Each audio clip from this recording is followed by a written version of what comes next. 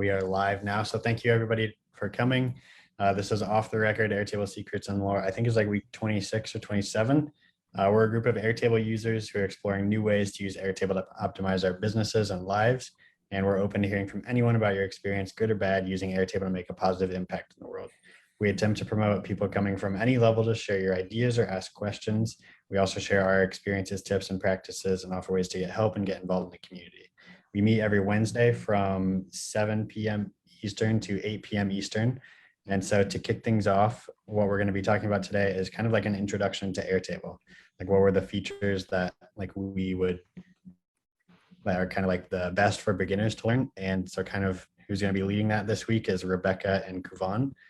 They've kindly offered, and I have to dip out, but I will be back soon. I'm guessing in like 30 minutes to jump back in. Does that sound good with everybody?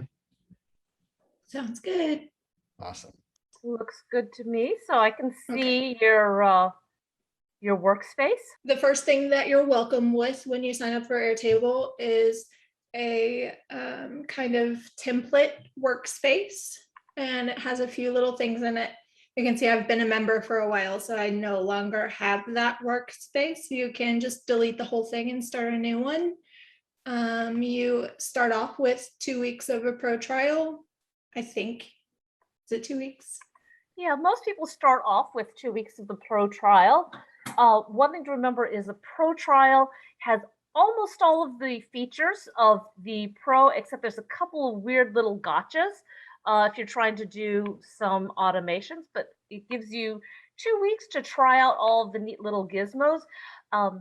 Anything that you do as far as the data still same, and then if you want to downgrade to something more affordable afterwards, you can do that. And so there are a few different plans for Airtable. You have the pro plan, which I believe if you pay monthly, it's $24. If you pay annually, it's $20. And then you have the plus plan, which last time I looked was $12. And then there's a free plan. So you have a few different little sliding scale options there to be able to accommodate what you're doing. And there's actually one other plan that has been there occasionally that Airtable has been testing out, which is the Pro Starter Pack, which is an excellent deal. It's not available to everyone. It's just when you log on, if you happen to see it offered. But it basically gives you choice of 5 users with all pro features for less than the cost of 2 users having pro features. So it's something where if you get it and if you like Airtable and you'll use it, I recommend snatching that up if you can. And I will definitely say, like, I'm one of those people where I was like, hey, I have this tool that I know about from this other thing. If I build this, will you buy it, basically, for my company? And so we're still in the if I build it, will you buy it part. But having that pro starter pack, having those 5 seats, getting some people in here and having a little bit of a budget to work with would have made a huge difference in me being able to sell enterprise. So if that's the direction that you're going, that might be a really good thing to seek out in the beginning. And so you have a workspace. Like I said, you can just delete all the little templates that come in there, or you can use them. They're great templates. They're all stuff from Marketplace. The Airtable Marketplace is where you can go to get other templates people have put out. Yeah, don't be afraid of deleting what's there, because you can always get it back. Yes, you can.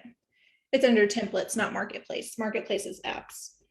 But there's all kinds of stuff in here. You see they got lots of categories, and the universe, which is community published bases.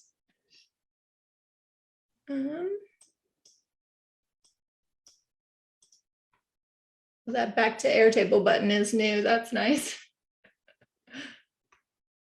And so you get in here and you just add a base. You can start with a template, import your own data, or start from scratch. Title it.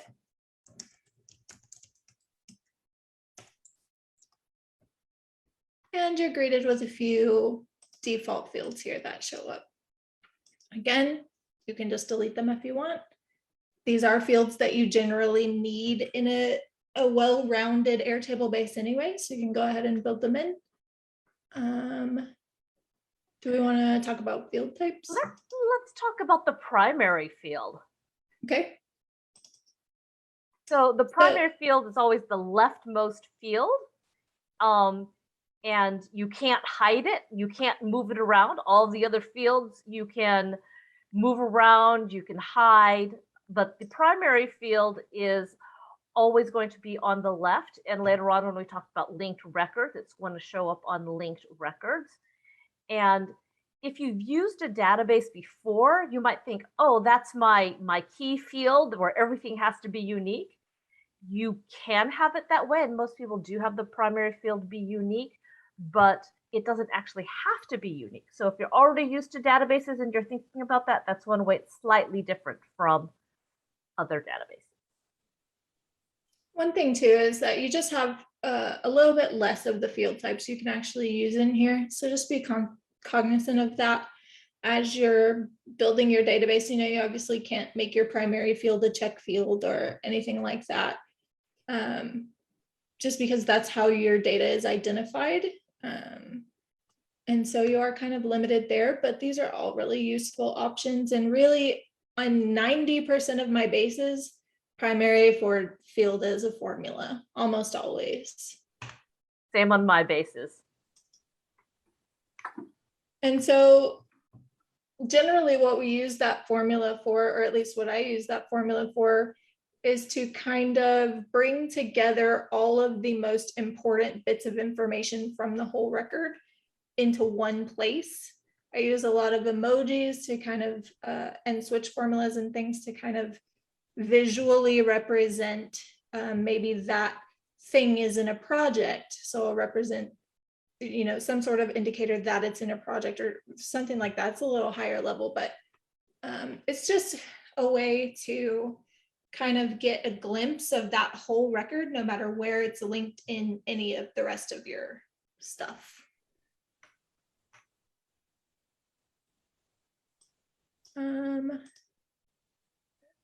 First thing you'll start doing is adding fields. And so you have all these different field types. This is really, for me, what sets Airtable apart, because some things like Google Sheets, you know, do have some of this functionality, but it's not nearly as built out. It's not nearly as robust. And two, a big defining difference between Airtable's field types is that it is a relational database, so you can link stuff from all of your other tables, and we'll talk more about that in a little bit. But when you link that stuff, you can either use a little bit of formula to roll up the values. So say you have a whole bunch of data in one table and you want to sum it all and bring it into this table. You can use a roll up for that. Or if you need to pull some data from the other table without performing any sort of formulaic logic on it, you can just use a lookup.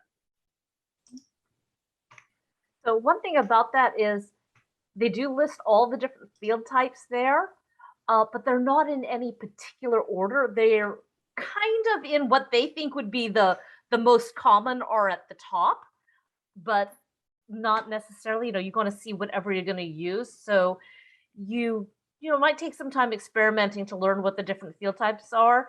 And then once you want a particular field type, and you're like, oh, I know I want this kind because you use it a lot. You like, say you use a number a lot.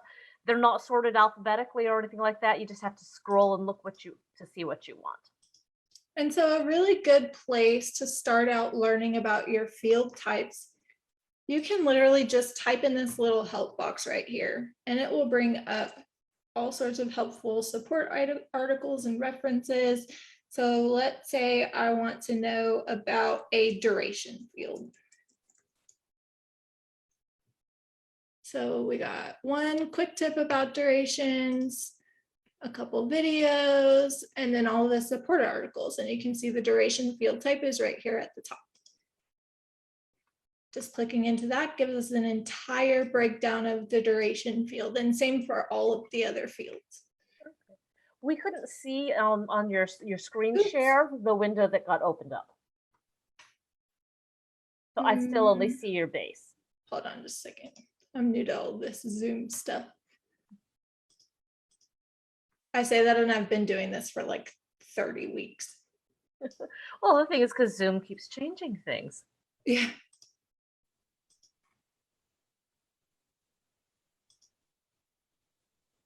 So this is the support article that pops up when you hit that little button. But it just gives you an entire breakdown of the duration field, all the identifiers, some important notes about rounding and things like that, how to use formatting. Really, if you need help, this is a great place to come. And if you still need help after that, we have a great Airtable community Facebook group, as well as the actual Airtable community site. Let me figure out how to get back to my Airtable support website has tons of really useful information, and they also have some like getting started guides to kind of like work your way through it. You also, I believe, when you first create your base, your account, I think they have some like little mini videos that give you a tour of the area in the workspace that I've heard are really useful. One thing about when you're trying to seek help, when you're in Airtable and you're trying to get help and you do the little help icon, they have something where it will bring you to the community forums. One thing that sometimes gets a little bit confusing is the community forums is mostly community members, which means other Airtable users who are not actually working for Airtable. And they're really helpful. They can answer all kinds of questions, but they can't actually answer questions that relate to like your specific account, you know, like why is this feature not enabled for my account or things like that, or my base disappeared, what happened?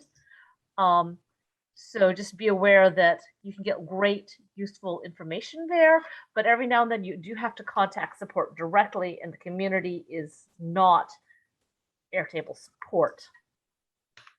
Yes, that is definitely something that comes up quite a bit. Yeah.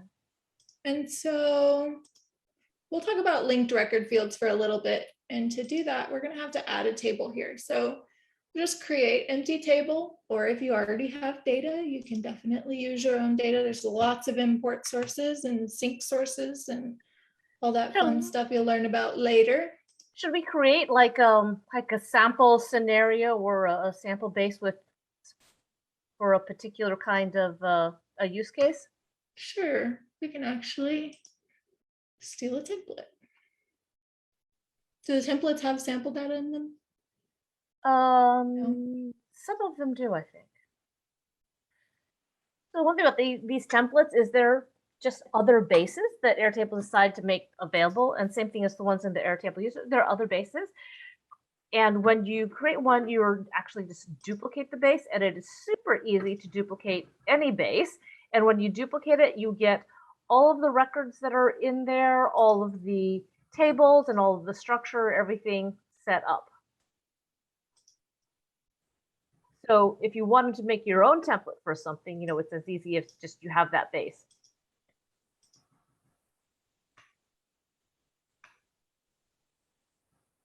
Oh, I've never seen this before.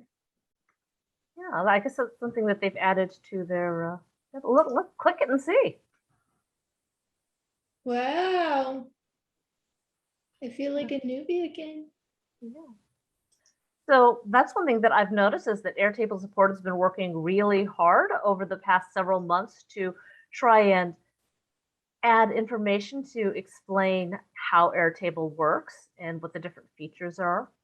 The other thing you have to be careful though is because Airtable's constantly tweaking their user interface. If you look at some videos, you know, there are a lot of YouTube videos that different content creators have created. Sometimes the interface looks a little bit different, so you have to watch out for that. And sometimes they implement whole new sections of the tool, like when automations came about or synced tables. I first started building long before we had synced tables. And even I think before we had automations, and synced tables made me have to rebuild everything I had built. So There is sometimes some of that like bittersweet. We got this awesome feature that solves a lot of problems, but also we already did a lot of work the other way. Yeah. So it's always a trade-off trying to say, hey, do we want to rebuild our base to take advantage of the new feature or not? Because, you know, you can always say, no, we're not ready to do that, and everything will still continue working as the way it was. So this is their content calendar. It's very simple. This would be a great starter for anybody just starting out with YouTube, TikTok, whatever, or any sort of content. Looks like they do blog, email, stuff like that. What we were talking about is the linked record fields. So right here, you can see the content pipeline is linked to their campaigns. Here, you can see campaigns is a table in the base. I've like never taught anyone how to use Airtable before, so like please stop me if I'm rambling on or too elementary or anything like that. But you can also see here when you make a link, it's a two-way link. So if you link one table, if you link the content pipeline to campaigns, you're also linking campaigns to content pipeline. So you get essentially an inverse of the same field as was in the first table. And so this gives us the ability to come in here. It's almost kind of in a super roundabout way, sort of like VLOOKUP or some of those other tools you kind of use to pull data from different sheets and things.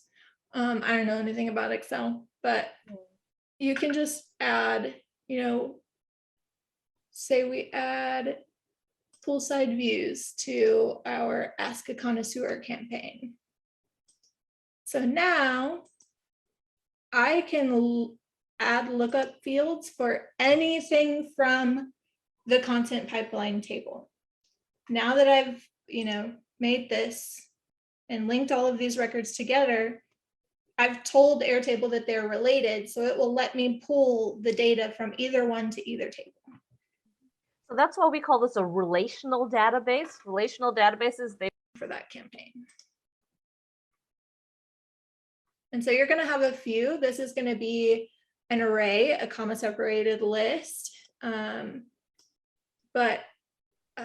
So say I don't know how to get to roll-ups from this. Okay. Well, you know, let's talk about it. There's a couple other things that I think might be useful.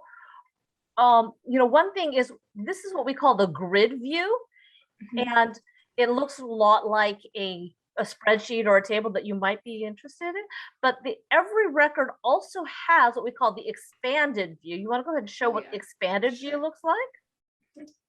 I don't ever use that, so I forget that it's there. Yeah, so I find that some people really like the expanded view, other people really like the grid view.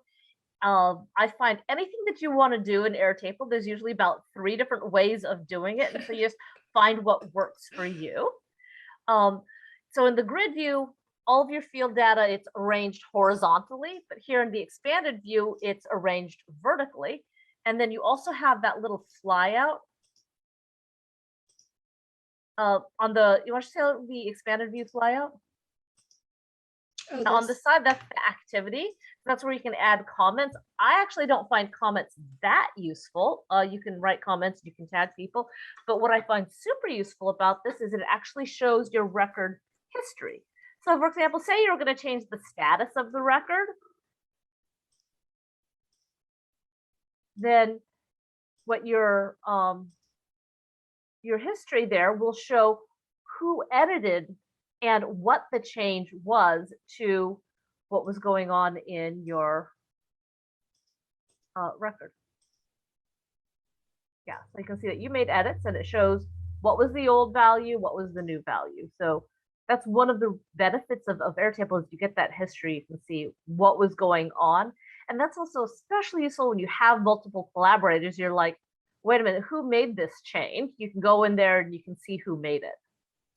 This is the sole reason that I brought everything initially into Airtable, because we already had a fully working Excel system, big sheet with all kinds of formulas and stuff in it tied to our assets. But people would change it and you didn't know why they changed it or who changed it or what it was before or any of that stuff, and you're dealing with the financials of behind assets basically, and you have to, they tie to profit centers and plants and things, and I'm getting super high level now, but you can't just have people in there changing things without, mostly it's not even so much about knowing who changed it as being able to get it back to the value that it was before. The different plan levels give you different amounts of history. I think you only get 1 week of history on the free plan, but then you get, for the higher plans, you get more. Oh, 2 weeks. 2 weeks. Okay. And then I think for the pro plan, I don't know about the plus plan, but for the pro plan, it is a year. Yeah.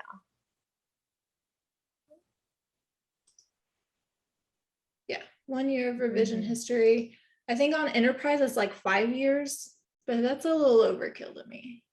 Yeah. I can't imagine ever having a use case that I need to know what a value was in a record 5 years ago.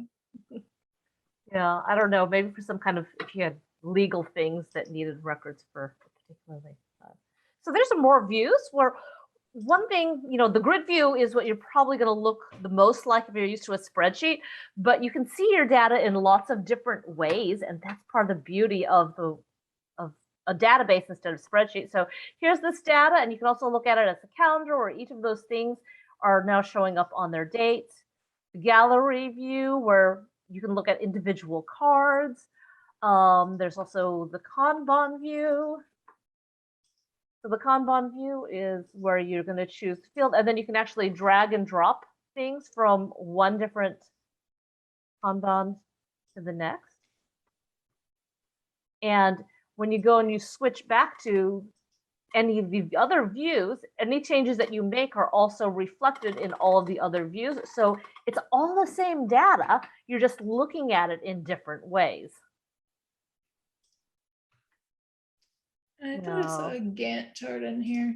I've never been able to successfully set one of these up, but I also haven't taken the time to learn what a Gantt chart is. So Gantt, it's one of those things where it's really useful for project planning, and you need to see what's like the critical path of all the different events that need to happen. But if you don't need to do that, then it might be a little bit more than you really need. I find project managers are the ones that really like Gantt charts. wow. Shall we talk about filtering? Grouping and filtering? Yeah. So grouping and filtering, I think, are super useful things. So let's look at grouping first. Grouping and filtering. Sure. So like here, we've got all there's 7 records, but say, we want to organize it by status. Okay. Yeah, we can come in here. There's a couple of different options again to be able to group. If you right click on the field you want to group and scroll down to group by this field, it kind of accelerates a little bit of the process. Or I can come up here to this group, pick a field to group by status, and I can change the orientation. I love this for dates, being able to look at the most recent thing first. I can choose to hide records with, or hide groups with no records, collapse all, expand all. I think that's new because I definitely would have been using it more if I had known it was there. Yeah. But you can also collapse records over here under the 3 dots. Yeah. So that's super useful where you can have like several different views with different groupings. Say, I want to look at, in one view, I want to see what the progress of everything is, what the status is, but maybe, somewhere else you want to say, I want to see all of this data arranged by the campaign that it's in. And it's all the same data, and when any changes that you make in one view would also be reflected in any other view. So you have your single source of truth, but you can look at it in lots of different ways. Yeah. So, I also, one of my little best practices things is to just create a new view, name it full view, and don't touch it. And then whenever I need to arrange, like say I build a whole new section onto the end of a table, and I need to go back and rearrange my fields to where they need to go and where they make sense in the base, I just rearrange that one and then use the copy another view's configuration button, which I don't know, we might be spilling some tea here. A lot of people might not know about this. Oh, that's super useful. Like you've got several things where you want to say, okay, these are the fields I actually want to show, and this is the order, and then you can quickly copy that to other views. And there's a few other things as well that you can copy over. I use this a lot. I don't know about anybody else, but I will go through and resize a whole bunch of stuff. You know, a lot of times I'm very sensitive to like this part. So I want to come in here and hide this. Like the rest, or where it's saying it's coming from and stuff like that. And I will literally sit there for hours and go hide it in every table if I didn't have that button. The other thing that's useful is filtering. So I agree with you. I have a table, or excuse me, a view for every table where I always set it where it's just like, I just want to see everything. I want to see all the fields that are in it. I don't want to group anything. I just want to see absolutely everything, all the data, but I never actually, that's just what I want to know that it's there.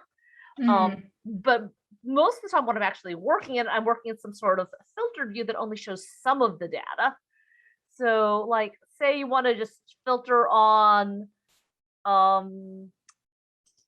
only channels that are blogs and email. How about that?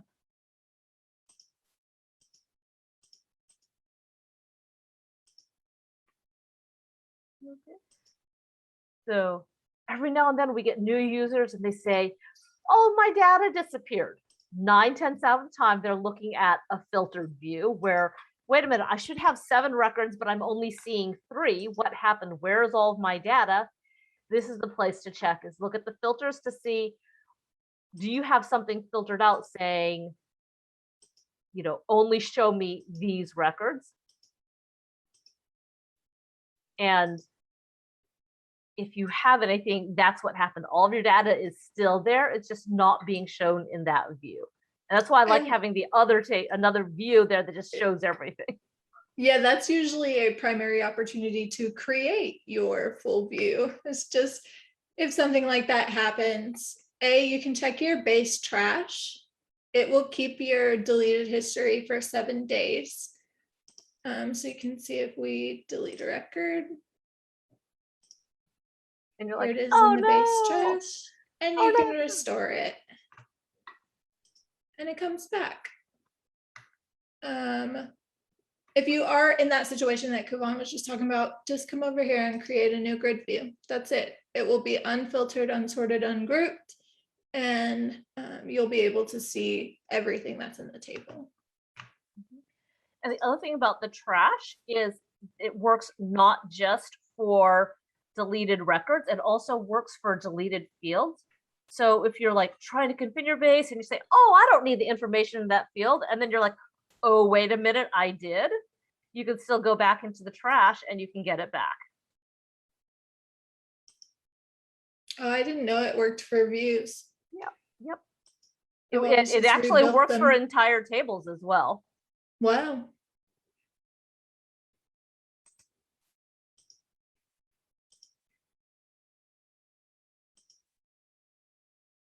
Wow. So one of the tricks is it's only for the last 7 days. So if you have data that was deleted more than a week ago, so that's more of like a, oh, oops, you know, I need to get that back. But every now and then you'll be like, oh, where was something way long ago? And we're thinking, no, this was like 2 months ago. You found out, you know, you had the data and it was right. And then something screwed up and you don't remember it and you can't get it from the trash. Then we have snapshots.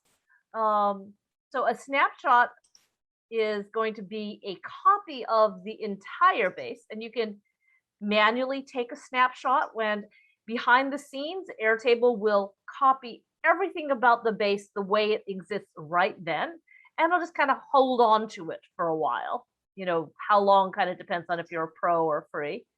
And then if you're like, oh, well, I actually need to see what the snapshot was like back whenever it was taken, then you can restore that and it'll take a copy of the base.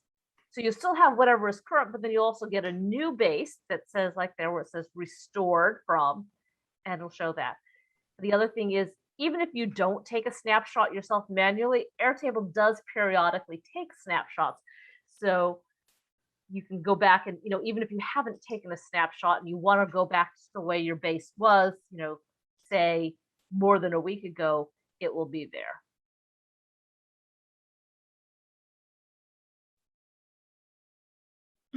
The base has like 40,000 records on it. Let's find a smaller one.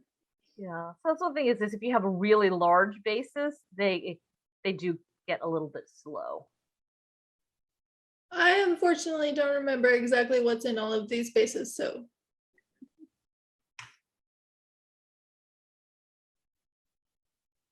You'll just have to believe us.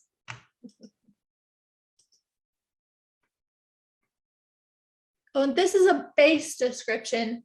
We should talk about descriptions for a second because I didn't know that there were base level or view level descriptions until not very long ago. So base description pops up immediately as soon as you pop into the base.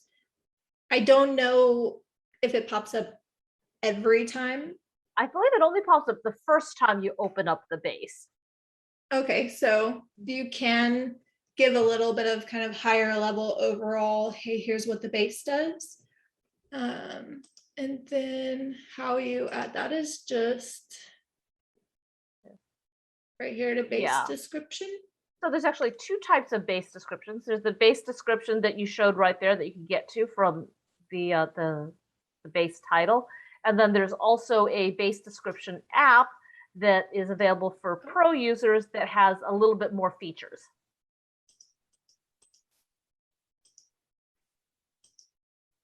Yeah, I use that as my code editor.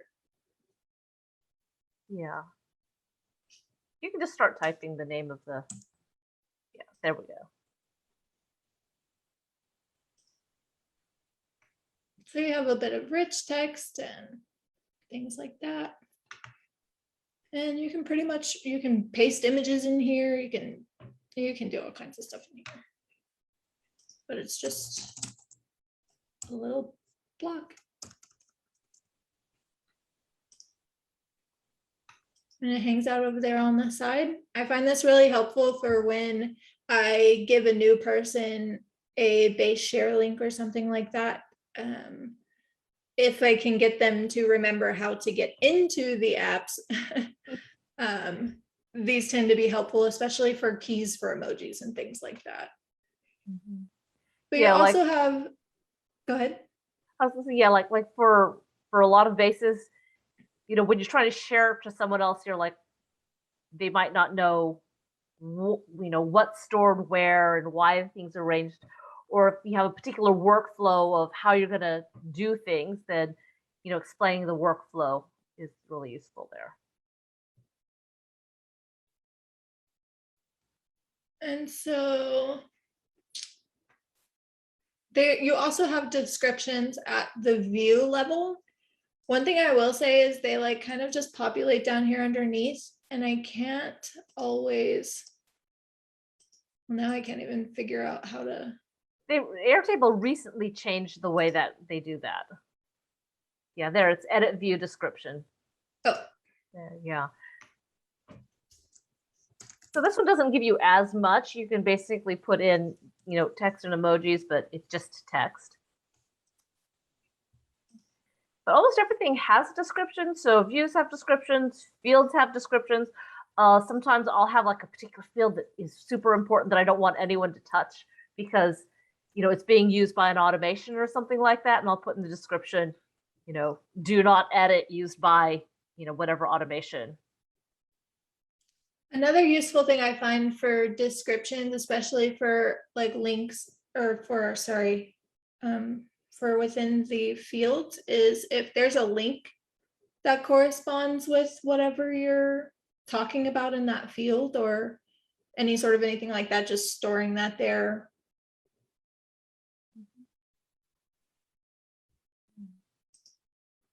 So that's the idea of, you know, the basic tables. That's a grid. We show how you can group things, how you can filter things.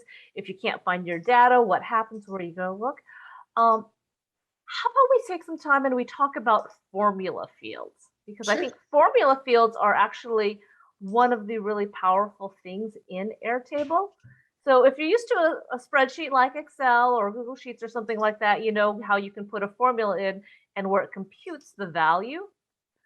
So Airtable has formulas as well, where you can compute different values. And Airtable has its own special formula language of doing things.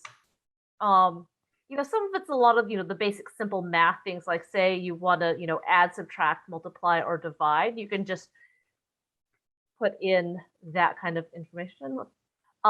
But here's the formula field reference. I'm in and out of this all the time whenever I want to make a formula, but it kind of gives a little introduction saying how you want to write them, where you include your field names and what you want to do with them. There's text operators, so you can take text and you can combine text from different fields. You know, say you want to have one field that you have, say you want a full address and you have other separate individual fields for city, state, and zip, and then you can use a formula field where you can combine them all into one thing. You know, if you wanted to find if there's a particular string in something that says, okay, I just want, you know, part of it, I just want the first word or whatever, you can do that. You want to go scroll down to the next category? So logical operators and functions. So you want to say, you know, I want to have one value. If my cost is bigger than my price, show, you know, one thing, but if it's less than, show something else. And then the logical function. So you've got your if one. So the if logical value, logical, and then value one, value two, that's one of the most commonly used ones that I use a lot. Some of these other ones I don't use that much, like blank, error, false is error. I really don't use them very much. If, and then switch is another one that's super useful. Yes. You know, a lot of times I'll do that when you have like a single select value, and we'll say based on what the value of the single select is, you know, if you know, status equals 5, then my priority will equal, you know, something else.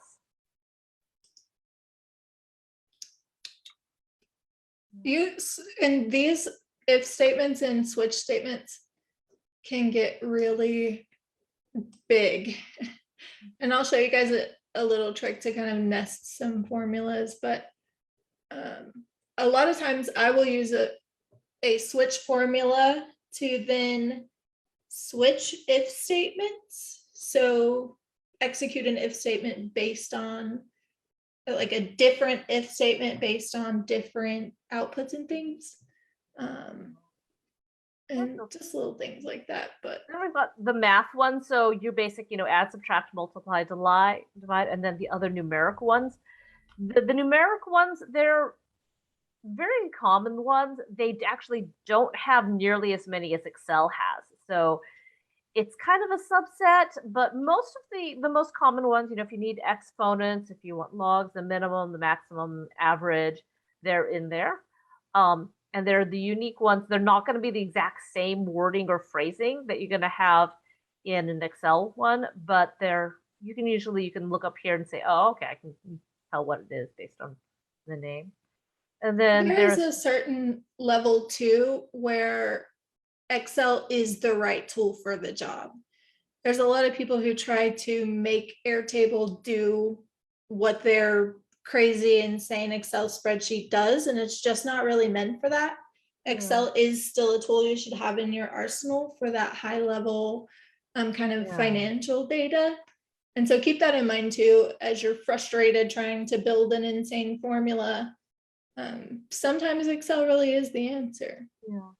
You know, the main thing, what I look at it is, if your Excel sheet looks like a table where everything's in rows and columns and everything's exactly the same, you know, everything in that column is the same type of information, and they don't reference each other. So like one row doesn't reference the row above or below, then it's probably a good candidate for Airtable.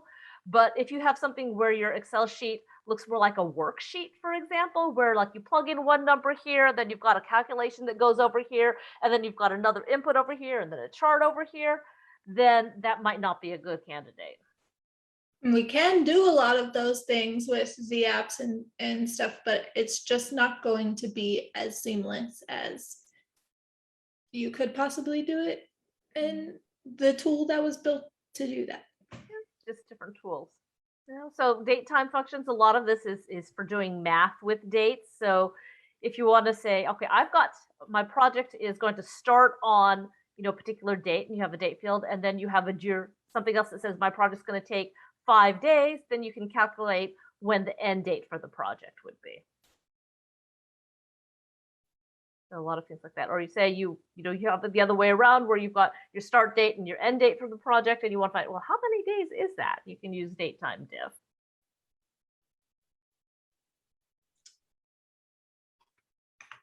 Daytime format is one of the things I end up having to use the most, I think, as well as set time zone. Mm-hmm. Um, That's a little bit of an advanced topic. yeah, it is. So there are Airtable experts that still, you know, they get tripped up with time zone issues. If you're having a table and you're using something with dates, and your date is 1 day off, either 1 day ahead or 1 day behind, especially if it's only ahead or behind, sometimes chances are it's a time zone issue. One note I did want to make for anybody having those issues, because I've seen a lot of it, is you have to use set time zone with the date time format formula. That took me a really long time to figure out, and then I popped in here and it was right there. And yeah, you can't use set time spent zone completely by itself. There actually are a couple other ones that it does work with. I find it does work with the day and the month and the year ones, but definitely not completely by itself. Oh, I didn't know about these formulas. Yeah. Every now and then there's just new ones they pop in. I'd forgotten about those as well. And arrays, everybody's favorite subject. That gets a little bit advanced too. But that's a lot more if we're going to use the roll-up fields. Yes, and so basically an array is literally multiple things in a comma separated list. And you can use all of these different array formulas to make those things play correctly. Yeah.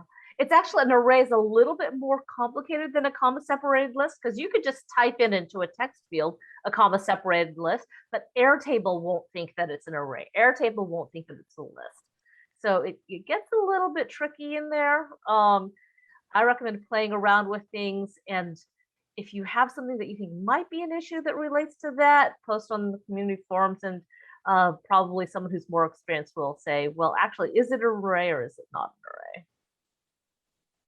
The other thing that's a big difference with Airtable formulas compared to what people might used to use in Excel is, in Excel, you can have a formula that references anything else in the spreadsheet. You know, you can have something in A3 that says, I want to grab this number from B4. Airtable doesn't work that way. For these formulas, whatever you want to include in your formula, it has to be something that's going to be another field in the same row. So when you're building your formulas, you're not going to give a particular cell. You're not going to identify a cell. You're going to say, what is the field name for it? And automatically Airtable is going to go to that field name for the same row that you're in.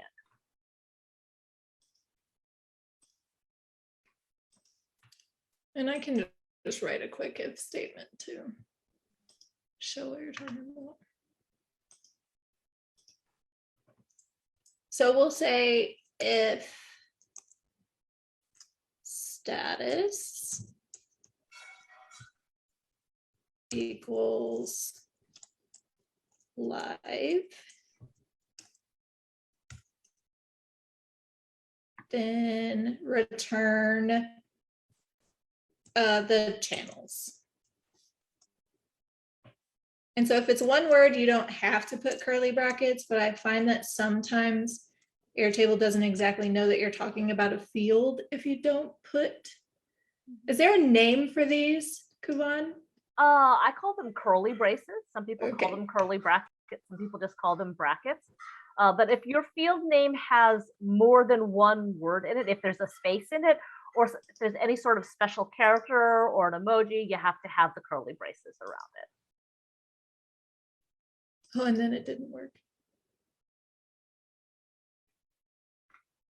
See. I don't know Now, why the it other thing is didn't on the live, is it the same exact case? Or does it start with a capital letter? Oh, Yeah, so it's, so when you're matching things have to be matched exactly. this exact reason is why all of my databases are in all caps. The other thing about formulas that you have to be super careful about, especially if you're copying or pasting formulas, is Airtable formulas have to have straight quotes. They could be a single quote, like what you would use for an apostrophe, or it can be a double quote, but they have to be straight. They have to go straight up and down. They can't be curly. If there's curly, Airtable doesn't like it and it won't accept your formula. And then the other thing that I find that you have to be careful about is, like here you use the if statement, and then you immediately follow it with the parentheses. You don't have a space in between. So most of the time in Airtable formulas, the space doesn't matter, but that's the one spot where you can't have a space. Like if you wanted to put space anywhere else in your formula, it's okay. And you can actually have multi-line formulas, but if you have a multi-line formula, you can't edit it in that box. You have to use something else to edit it. The other thing when writing formulas is if you have a function in there, I find the other things that trip people up a lot is if you don't have the closing parentheses in the right spot, or if you don't have the commas in the right spot. So when you're first writing formulas and you want to do something that's a little bit more complicated than, you know, price times quantity, and you start using some of the formula functions, those are the things to watch out for. Make sure you're using straight quotes. Make sure that your spacing between the name of the function and the open parentheses isn't there. And make sure that all of your closing parentheses and your commas are in the right spot. One thing that I did when I was first starting out, especially if I'm using a new formula that I haven't used before, is I would literally type in what's in this box right here and then just take out their value and put in my value. Mm-hmm. And you can I was just gonna say, as long as you know what a logical operator is, then you know what to put there. Or as long as you know what the output is, what it says right here, you can use that to build your first few formulas.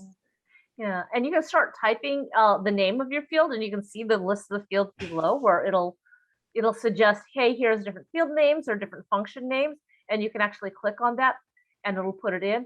What you have to be careful of is sometimes it kind of messes up when it puts it in, and you have to clean it up a little bit. So like you can see where like I might start typing a field name, then I'll go, yep, there's the one I want, and I click it, and I might have to go back and adjust like where the curly braces are, or something like that. Yeah, so I think I can do that by, yeah, here you go. Yeah, see, so now you've got an extra set of curly braces that you'd have to get rid of the extra ones. But that's super useful because you know, some of the field names can be really long. And it's kind of a pain to type really long ones in. I was like, why is my formula not working again?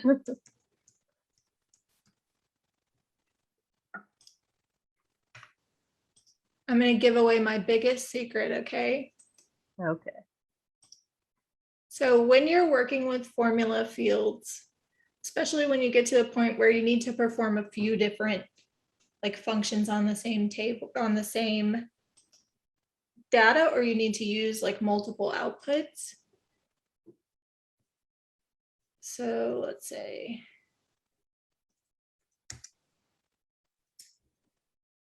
maybe this is not a good example. So I'll say,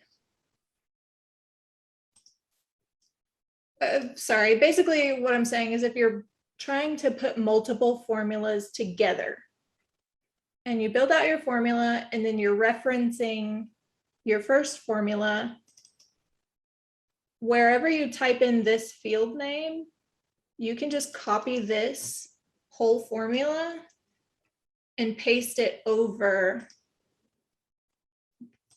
that field name. I'm not making any sense whatsoever. Yeah, you're talking about like what I call like nesting or chaining formulas, where you can use one formula as a field input for a different formula. Yeah, exactly. And literally all you have to do is build the formula with all of those separate pieces in separate fields. So let's actually just duplicate this.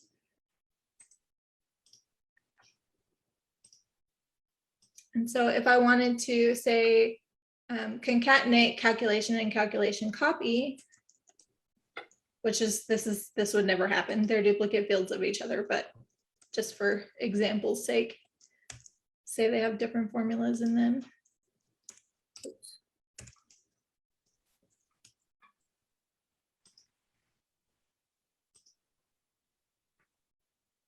So now I get both of them, I get both outputs, but I have to use 3 fields to get that result. What I can do now is just come in and take this formula from here. I learned a few weeks ago not to use Command A to copy formulas because it will double all your quotes. Oops.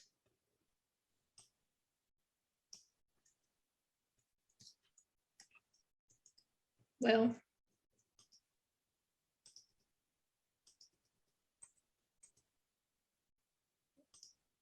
sometimes my